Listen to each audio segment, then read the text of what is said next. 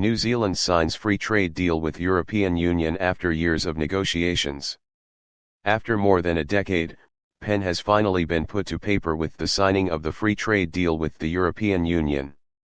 It was the first order of business for Prime Minister Chris Hipkins in Brussels overnight, turning his focus to Europe after delicate diplomatic relations in China just over a week ago. Subscribe our YouTube channel and click our bell icon for new videos. Diplomatic relations in China just over a week ago.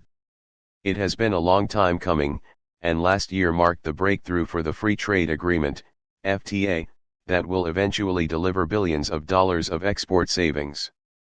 Eventually, 97% of New Zealand's current exports to the EU will be duty-free, with more than 91% of tariffs removed the day the deal comes into effect.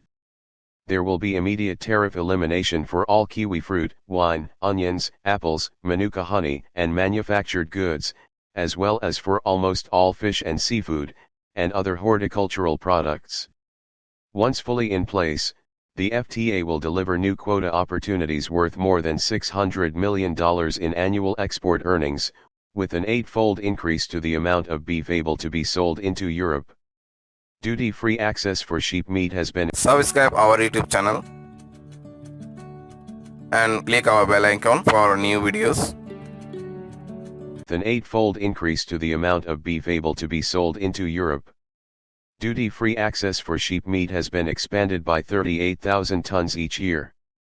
Red meat and dairy will get up to $120 million worth of new annual export revenue on day one of the deal, with estimates of more than $600 million within 7 years.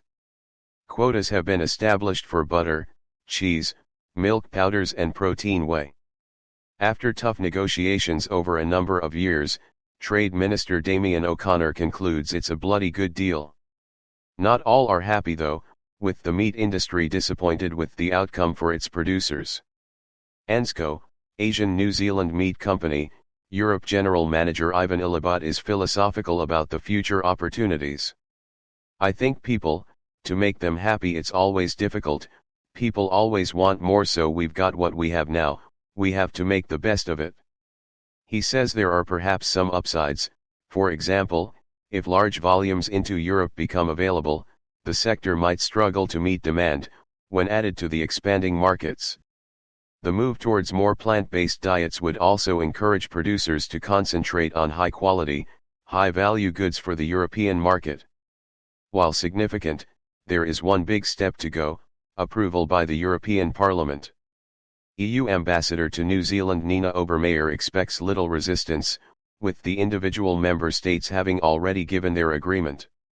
This is why we could proceed to signature, so prior to signature only last week, did we have the approval by the 27 member states to the agreement so that no resistance can be expected.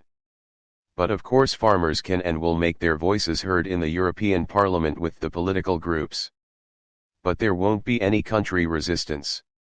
She says in these times of conflict, these agreements are about more than just trade. This signature also represents the deepening of our ties, and the deepening of our ties with a like-minded ally that stood by our side from day one of the illegal Russian invasion of Ukraine.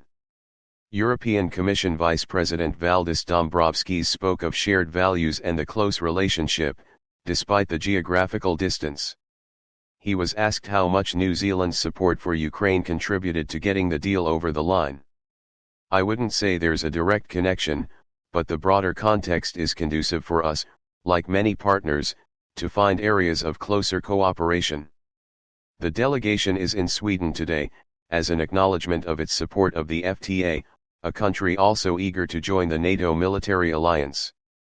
There has been talk of a more individual approach from NATO to its partnership agreements with non-member countries, including New Zealand. But it was not something Hipkins was keen to talk about.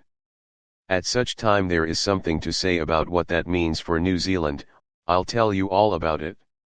Controversy is already brewing ahead of the Leaders' Summit in Lithuania, with the US supplying Ukraine cluster bombs, widely condemned and banned in more than 100 countries. Regardless of the circumstances, New Zealand remains opposed. That position has already been relayed to the US, and Hipkins says he will raise it with President Volodymyr Zelensky if he does get the chance in Vilnius. But he will not be taking up the opportunity to take the short trip to Ukraine, despite the standing invitation, saying he does not have time to make the journey while in Europe this week. Banned in more than 100 countries. Regardless of the circumstances, New Zealand remains opposed.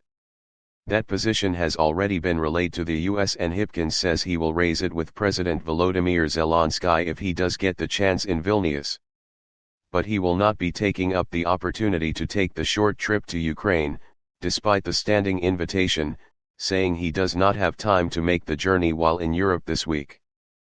Time to make the journey while in Europe this week. Subscribe our YouTube channel and click our bell icon for new videos.